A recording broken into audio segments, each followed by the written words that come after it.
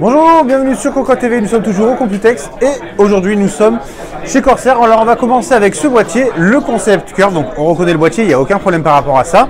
En revanche, petite nouveauté au niveau des ventilateurs qui sont actuellement en prototype sur du RGB différent avec un anneau en fait autour des pales, mais surtout, on le voit, c'est de la fibre de carbone et on va faire très attention parce qu'il y en a quand même pour 10 000 $ de carbone, tout simplement. Alors le but de ce concept, en fait, Corsair veut faire un peu comme dans le monde automobile, par exemple avec des concept cars. Là, on aurait des concept case.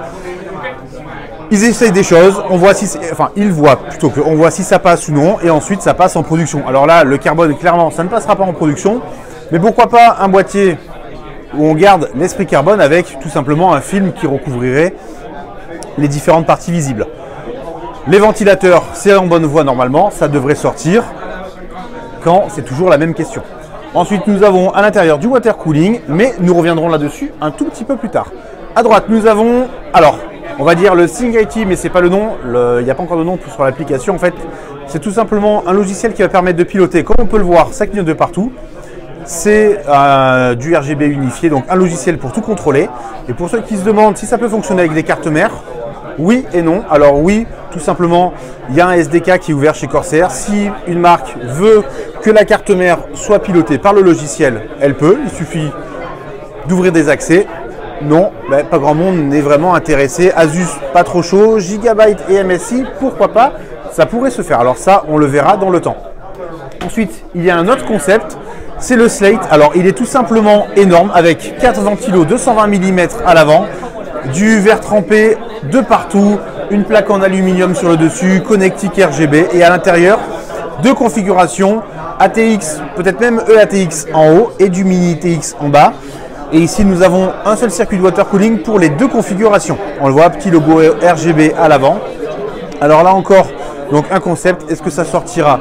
Ce n'est pas sûr et certain. On voit à l'intérieur, donc c'est vraiment très propre, de la place pour deux radiateurs à l'avant, un en haut. On pourrait éventuellement en mettre en bas, mais il y a la configuration mini ITX et l'ATX dans le haut.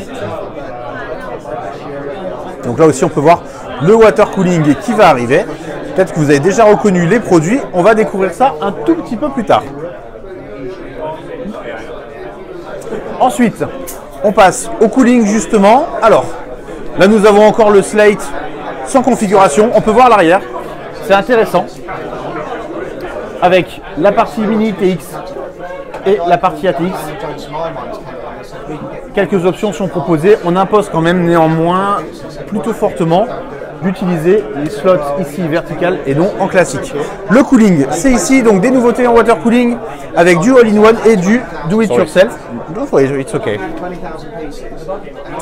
Alors le water cooling à l'unité, on reconnaît en fait c'est Aquacomputer.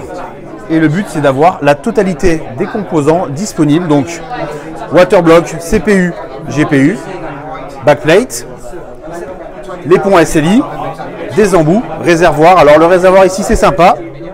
En fait, c'est du verre. C'est vraiment très, très propre. D'autres choses sont à venir sur le tubing, sur les liquides, etc., etc. Alors, quand ça sortira, là, pas vraiment d'informations pour l'instant, à voir en fonction de la production proposée par Aquacomputer, pardon, si ça prend du temps ou non. Ensuite, nous avons le water cooling all-in-one avec des ventilateurs, ce sont les mags, avec des diodes, et ensuite la pompe RGB, câble gainé. Alors la pompe est RGB avec ici, c'est de l'aluminium sablé. Donc en texture, c'est assez sympa, en visuel, c'est assez sympa. Et bien entendu, le connecteur USB pour piloter avec Corsair Link. Sur le côté du ventilateur RGB, pas grand chose à dire là-dessus. Et ensuite, chez Corsair, c'est clavier et souris avec deux petites choses assez sympas. On vous y emmène de suite. 100,000 for a page.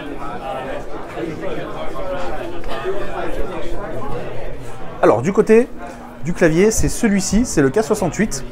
Donc on le voit, il est à l'intérieur d'un aquarium, on va dire, c'est très humide.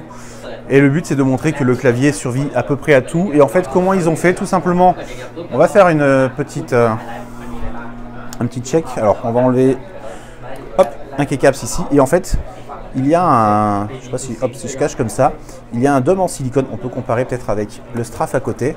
Voilà. Il y a un petit dôme en silicone qui va permettre de rendre étanche l'ensemble. C'est peut-être pas à l'endroit, c'est pas grave. On changera après. Et ensuite, il y a la souris Zeus. Alors, ils sont actuellement en train de faire une vidéo juste pour vous montrer la souris.